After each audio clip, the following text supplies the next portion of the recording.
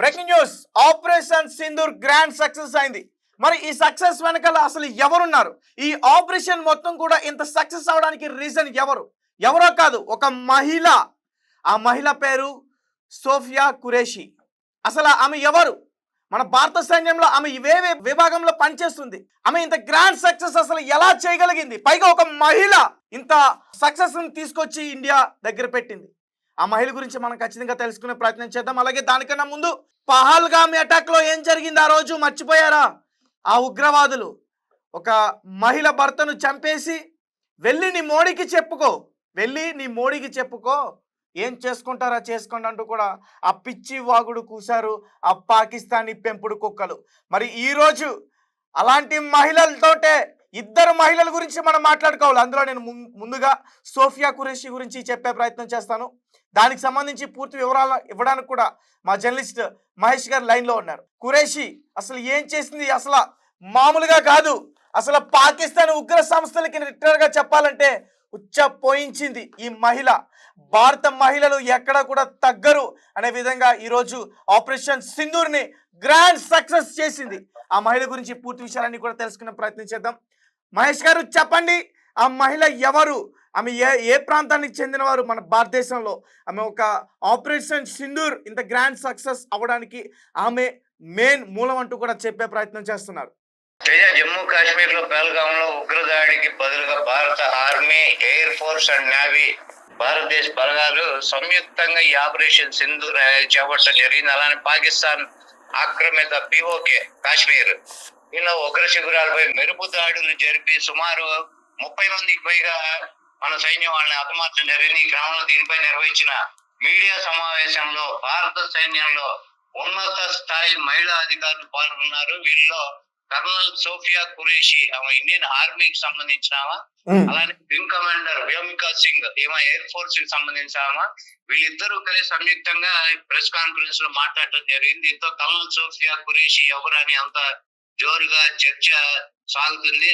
ఈమె గురించి పూర్తి వివరాల్లోకి వెళ్తే, కర్నల్ సోఫియా ఖురేషీ భారత సైన్యంలో సిగ్నల్స్ కార్ప్స్ విభాగానికి చెందిన వారుగా చూస్తున్నారు. అలానే సోఫియా గుజరాత్ కి చెందిన వాళ్ళు. ఆమె జీవ రసాయన శాస్త్రంలో బయాలజీలో పీజీ చేశారు. అలాగే సోఫియా భర్త మెకనైజ్డ్ ఇన్ఫాంట్రీ విభాగంలో అధికారిగా ఉండగా ఆమె తాత కూడా మన భారత సైన్యంలో పనిచేశారు. అంటే సోఫియా ఫ్యామిలీ మొత్తం కూడా భారతదేశ సైన్యంలో పనిచేస్తున్న వాళ్ళే. అవును, వీళ్ళు అందరూ అంటే ఆమె తాత, భర్త, ఆమె అందరూ వీళ్ళు ఇండియన్ ఆర్మీలో పనిచేస్తున్నారు. అలానే 2016లో నిర్వహించిన ఎక్సర్సైజ్ ఫోర్స్ 18 అనే అంతర్జాతీయ సైనిక్ గ్రూప్ లో కూడా భారత బలగాలకి నాయకత్వం వహించడం జరిగింది. ఇందులో పాల్గొన్న 18 దేశాల బృందాల్లో ఆమె ఒక్కటే మహిళా నాయకుడు కావడం విశేషం. అలాగే మొత్తం 18 దేశాలు ఇందులో పాల్గొంటే మన భారతదేశానికి ఈమె ప్రాతినిధ్యం వహించింది, నాయకత్వం వహించింది ఈ మహిళ ఒక్కరే. భారతదేశం నుంచి పాల్గొన్న ఈమె 18 దేశాల్లో పాల్గొన్న వాళ్ళలో ఈమె ఒక్కటే లేడీ కావడం విశేషం. అలానే ఖురేషీ ఐక్యరాజ్య సమితి శాంతి బలగాల్లో 6 సంవత్సరాలు ఈమె సేవలు కూడా అందించడం జరిగింది. ముఖ్యంగా 2006లో కాంగోలో జరిగిన మిషన్ లో ఆమె చాలా ముఖ్య పాత్ర పోషించడం జరిగింది. అలా నిన్న జరిగిన ఈ దాడుల గురించి ఆమె ఈ ప్రెస్ మీట్ లో మాట్లాడుతూ, యుద్ధ భూముల్లో కాల్పుల విరమణను పర్యవేక్షించడం, అక్కడ ఉన్న ప్రజలకు సహాయం చేయడం చాలా గర్వంగా ఫీల్ అవుతున్నాను అని ఆమె చెప్పడం జరిగింది. ఆమె గురించి సదర్న్ కమాండ్ అధికారి లెఫ్టినెంట్ జనరల్ బిపిన్ రావత్, ఆయన మన ఆర్మీకి చీఫ్, ఆయన మాట్లాడుతూ ఆమె ఎంపిక కేవలం సామర్థ్యం, నాయకత్వం వల్లే జరిగింది అని మెచ్చుకోవడం జరిగింది. లెఫ్టినెంట్ సదర్ కమాండ్ బిపిన్ రావత్, మన వింగ్ కమాండర్ వ్యోమికా సింగ్ కూడా ఈ ప్రెస్ మీట్ లో మాట్లాడడం జరిగింది. ఆమె మాట్లాడుతూ ఆపరేషన్ సింధూర్ విజయవంతం కావడానికి భారత వాయుసేన అంటే ఎయిర్ ఫోర్స్ ఎలా సహకరించిందో వివరించారు. ముఖ్యంగా aerial support, surveillance, target coordination, అంటే ఏదైతే మనం టార్గెట్ ని ఏం చేసి మనం దాన్ని కొట్టడం జరిగిందో ఆ కోఆర్డినేషన్ అది అద్భుతంగా వాళ్ళ సపోర్ట్ వల్లే ఇది సాధ్యపడింది అని స్పష్టంగా వివరించడం జరిగింది. అయితే ఇద్దరు మహిళా అధికారులు ఈ కీలక ఆపరేషన్ లో పాల్గొనడం బట్టి భారత సైన్యంలో మహిళల పాత్ర ఎంత పెరిగింది అనేది మనకి స్పష్టం అవుతుంది. అలానే ఆడ మగ అనేది స్త్రీ పురుష భేదం లేకుండా ప్రాధాన్యత, లింగ భేదం లేకుండా ప్రాధాన్యత ఇవ్వడానికి, అలానే ఆడవారి సామర్థ్యాన్ని కూడా మనం ఏ రకంగా మనం ప్రాధాన్యత ఇస్తాము అలానే భారత సైన్యంలో మరోసారి నిరూపించడం జరిగింది. ఇది కాకుండా ఇలా అనుకోవచ్చా మహేష్ గారు, మోదీ ఆ రోజు పహల్గామ్ అటాక్ లో జరిగినప్పుడు ఆ మహిళకి వెళ్ళి నీ మోదీకి చెప్పుకో అని చెప్పేసి అన్నారు కదా, ఆ మహిళను వదిలేసి ఈరోజు మహిళలే ఇక్కడ అటాక్ చేయడం, ఇద్దరు మహిళలు అందులో కీలక పాత్ర పోషించడం, ఇది ఎంతో భారతదేశానికి ఒక గర్వకారణం అంటూ కూడా నేను చెప్పే ప్రయత్నం చేయొచ్చు. ఖచ్చితంగా ఇప్పుడు మొన్న వాళ్ళు ఉగ్రవాదులు వాళ్ళు జరిగిన దాడిలో వాళ్ళు భారత దేశాన్ని చెందిన హిందూ మతాన్ని వాళ్ళు పేర్లు అడిగి చంపడం, అలానే వాళ్ళ భార్యల ముందే భర్తల్ని కాల్చి చంపటం, అలానే మీ మోడీకి చెప్పుకోండి అనడం జరిగింది. ఈ ఆడవాళ్ళు ఎవరైతే అంత క్షోభకు గురి అయ్యారో అదే ఆడవారిని ఉపయోగించి ఈ దాడులకి వాళ్ళ సూత్రధారులుగా వాళ్ళ ముందుని నడిపించడంతో మీరు అన్నట్టుగా ఇలానే ఈ కక్ష సాధింపు చర్యలో భాగంగానే ప్రతీకార చర్య ఎలా ఉంటుంది భారత్ అనేది నిరూపించడానికే ఈ రకంగా వీళ్ళని ముందుండి నడిపించడం జరిగిందని భావించవచ్చు.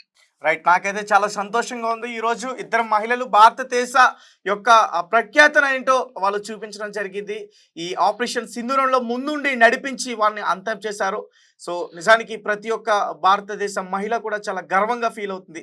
మహిళలు ఏమాత్రం తక్కువ కాదు, ఎక్కడ కూడా తగ్గేదేలే. నిన్న జరిగిన ఈ దాడిలో మనకి మెయిన్ ఎవరైతే గతంలో 99లో మన భారతదేశంలో బందీగా ఉండి కందహార్ లో జరిగిన ఫ్లైట్ హైజాక్ లో భాగంగా భారతదేశాన్ని చెర నుంచి విడిపించుకొని వాడిని తీసుకెళ్ళడం జరిగింది. జైషే మహమ్మద్ చీఫ్ మసూద్ అజార్, అతనికి సంబంధించిన ఇంటిని కూడా పేల్చివేయడం జరిగిందని మనకి విశ్వసనీయంగా తెలుస్తుంది. దానిలో భాగంగానే ఆ ఇంట్లో ఉన్న అతని ఫ్యామిలీకి సంబంధించిన ఒక 10 మంది వరకు హతమైపోయారు అనేది కూడా తెలుస్తుంది. అలాగే అతను ఇక్కడ ఉన్నాడా లేదా అనేది మాత్రం ఇంతవరకు అది స్పష్టంగా ఒక పక్క చనిపోయాడనే వార్త వస్తుంది, కానీ పాకిస్తాన్ మీడియా కూడా దాన్ని కప్పిపుచ్చే ప్రయత్నం చేస్తుంది. అయితే తనకి సంబంధించిన ఎక్కడైతే వాళ్ళకి ట్రైనింగ్ ఇస్తాడో ఆ సంస్థను కూడా మన ఇండియన్ ఆర్మీ టార్గెట్ చేసి వాటిని కూడా మొత్తం కూడా హతం చేసిందంటూ కూడా చెప్తున్నారు, మట్టి పెట్టిందంటూ కూడా చెప్తున్నారు. అవును, అతని ఇంటితో పాటు అతను ఎవరైతే ఈ మిలిటరీ ట్రైనింగ్ లాగా అతను ఈ ఉగ్రవాదులకు శిక్షణ ఇస్తాడో ఆ ప్రదేశం కూడా మొత్తం నేలమట్టం చేసి మొత్తం దాన్ని మిసైల్ తో ధ్వంసం చేయడం జరిగింది. Right, thank you so much Mahesh garu. So guys చూసారు కదా, భారతదేశ మహిళను ఆ రోజు వాళ్ళు కించపరిచి వెళ్ళి నీ మోదీకి చెప్పుకో అంటూ కూడా వదిలేయడం జరిగింది. వాళ్ళ భర్తను చంపేసి వాళ్ళ నుదుటను ఉన్న ఆ సింధూరాన్ని చెరిపేశారు వాళ్ళు. అదే సింధూరం పేరుతో ఈరోజు మోదీ గారు ఒక ఆపరేషన్ చేపట్టారు, అది ఇద్దరు మహిళలతో. వాళ్ళు నిజానికి 9 స్థావరాల్ని కుక్కని కాల్చినట్టు కాల్చి వాళ్ళందరినీ కూడా చంపేయడం జరిగింది. అక్కడ పారిపోతున్నారు. ఆ పాకిస్తాన్ పిఓకేలో ఎవరైతే ఉన్నారో వాళ్ళందరూ కూడా అక్కడి నుంచి పారిపోతున్నారు. పైగా ఈ ఆర్మీ చీఫ్, ఈ డిఫెన్స్ మినిస్టర్ మాత్రం పిచ్చి కబుర్లు చెప్తున్నారు, మా వాళ్ళు ఎక్కడ తగ్గేదేలే, మీ ప్లేన్స్ 3 పడగొట్టామని చెప్పేసి. ఒకసారి ఈ కల్నల్ సోఫియా గురించి ఒకసారి మళ్ళీ నేను చెప్పే ప్రయత్నం చేస్తా. ఆమె ప్రస్తుతం మన భారతదేశ సైనిక విభాగంలో సిగ్నల్ కార్ప్స్ లో ఆమె ఆఫీసర్గా ఉన్నారు. అలాగే ఈమె గుజరాత్ ప్రాంతానికి చెందింది. అలాగే ఈమె బయోకెమిస్ట్రీలో పీజీ చేశారు. అలాగే సోఫియా భర్త ఎవరైతే ఉన్నారో ఆయన కూడా మెకనైజ్డ్ ఇన్ఫాంట్రీ అనే ఒక సైనిక దళంలోనే ఆయన కూడా ఆఫీసర్గా ఉన్నారు. అలాగే ముఖ్యంగా ఈ సోఫియా 2016 ఎక్సైజ్ ఫోర్స్లో మొత్తం 18 దేశాలు పాల్గొంటే ఇంటర్నేషనల్లీ సైనిక విభాగానికి మన భారతదేశం వైపు నాయకత్వం వహించింది, ఆమె ముందుండు నడిపించిందంటూ కూడా చెప్తున్నారు. అండ్ ఈరోజు జరిగిన ప్రెస్ మీట్లో ప్రతి ఒక్కరు కూడా సోఫియా గురించి మాట్లాడుతున్నారు. ఆమె వల్లే ఇది సాధ్యమైంది, ఆమె సామర్థ్యం వల్లే ఇది సాధ్యమైందంటూ కూడా ప్రతి ఒక్కరు కూడా పొగిడే ప్రయత్నం చేస్తున్నారు. అందులో మరీ ముఖ్యంగా లెఫ్టినెంట్ జనరల్ బిపిఎన్ రవత్ ఆయన కూడా ఆ మహిళను పొగడడం జరిగింది. సో అర్థమవుతుంది వాళ్ళు పొగుడుతుంటేనే ఆమె ఎంత కీలకంగా ఈ ఆపరేషన్ సింధూరంలో ఆమె వ్యవహరించిన తీరు మొత్తం కూడా అర్థమవుతుంది. నిజానికి నాకు చాలా గర్వంగా ఉంది. ఒక భారతదేశానికి సంబంధించిన ఒక మహిళ ఈరోజు 9 ఉగ్రవాద సంస్థల్ని 9 ఉగ్రవాద స్థావరాల్ని ఈరోజు అంతం చేసిందంటే ఇది చిన్న విషయం కాదు. మనం సెలబ్రేట్ మామూలుగా చేసుకోకూడదు, చాలా పెద్ద ఎత్తున చేసుకోవాలి. అలాగే హ్యాపీ దివాళీ పాకిస్తాన్ ప్రజలందరికీ కూడా, ఎందుకంటే మీ అందరూ కూడా మీ ఏడుపులు వినిపిస్తున్నాయి. ఈ మే 7 మొత్తం మీ జీవితాంత కాలం కూడా గుర్తుంటుంది. మీరు ఏడుస్తూనే ఉంటారు, ఈ ఏడును తలుచుకుంటే మీరు జీవితాంతం ఏడుస్తూనే ఉంటారు. ఎందుకంటే మా భారతదేశంలో ఏ పాపం తెలియని ఆ భారతీయ పౌరుల్ని మీ పాకిస్తానీ పెంపుడు కుక్కలు ఏ రకంగా చంపించారో మేము ఇంకా మర్చిపోలేదు. అండ్ ఇంకొకటి, అలాగే మన కమాండర్స్ కూడా ట్వీట్స్ చేస్తున్నారు, ఇది ప్రారంభం మాత్రమే. అంటే ఒక సినిమాకి ముందు రిలీజ్ అవుతుంది టీజర్, ట్రైలర్, అలాంటిది మాత్రమే. ముందుంది సినిమా, పాకిస్తాన్కి ఆర్మీకి పాకిస్తాన్ ఉగ్ర సంస్థకి ప్రతి ఒక్కరికి కూడా చుక్కలు చూపిస్తాం. మన భారత సైన్యం అంటే ఏంటో నిరూపిస్తాం. జై భారత్, జై హింద్.